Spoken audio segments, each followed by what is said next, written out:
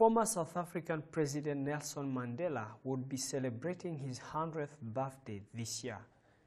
Now, to honor his legacy and pursue the work he began in education, the Africa Leadership University, in partnership with the Grassama Shell Trust, have launched the Mandela Centennial Scholarship Programme, which saw 100 outstanding young Africans from different countries selected to participate in the 3-year program in Kigali.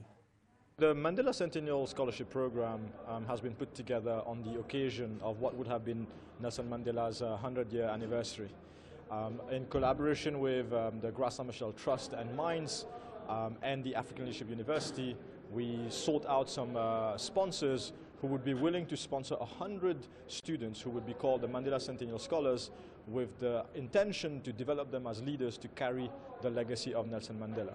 The 100 scholars are going to be in their productive life in a world which require that kind of attitude.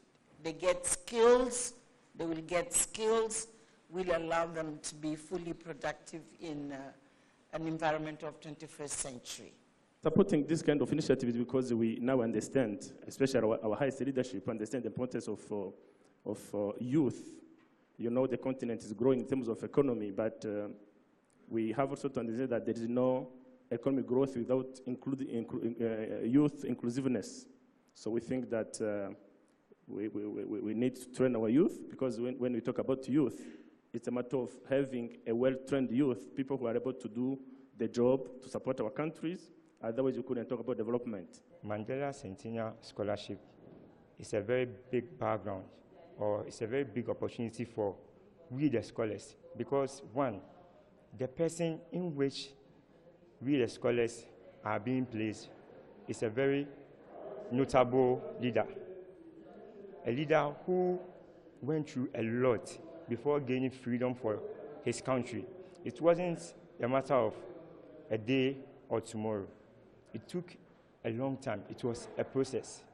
So looking at how this person achieved his aim or his goals of attaining freedom for his country is a very big opportunity for we as the scholars, because we've learned a lot from him, and we are still learning a lot from him.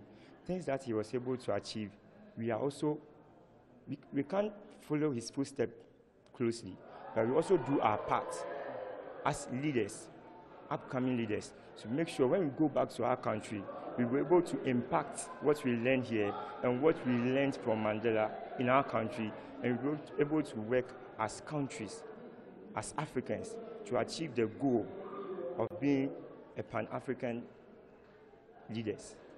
It brings me out to meet people like myself, like African students who are ready to make a change in Africa, and where it all starts is now. So I'm here with people who think like me and who are ready to fight for the change I want to see in my country. So this has provided me the opportunity and the avenue to live in a country and fight for where we want to be. Personally, I have plans of following my first president, Kwame Nkrumah, because he had this legacy of wanting Africa to be the United States of Africa.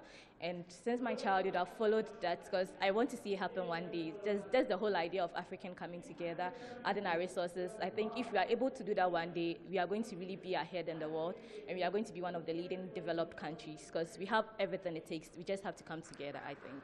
Some of Africa's education and leadership systems are allegedly old, and to groom successful leaders, there is need for reforms to set the continent on a sustainable course of development.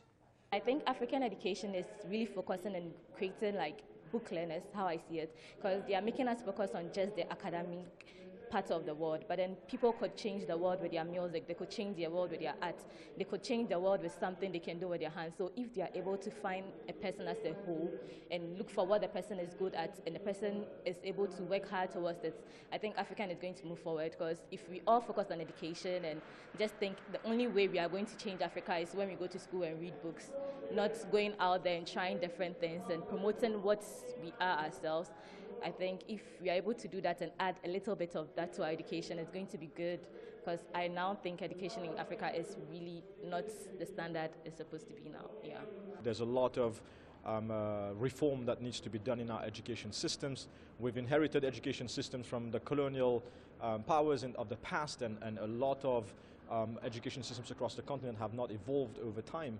And today, you know, at the dawn of the 21st century, we see ourselves in need of a whole new generation of leaders who can really transform this continent at a time that is very critical in our history, with us being the youngest continent in the world. And in the next 6,000 days, Africa is going to have the largest workforce in the world.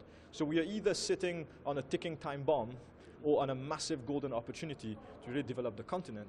But what we need to do is we also need to break away from the past. We need to have a different type of leadership that's really going to be a leadership grounded in ethics, in values, in integrity, and also in courage. The courage to really do what seems impossible, but what is necessary to move our continent further into the future and to make it prosper. And this is what we've signed up for at the African Leadership University. It is in our name.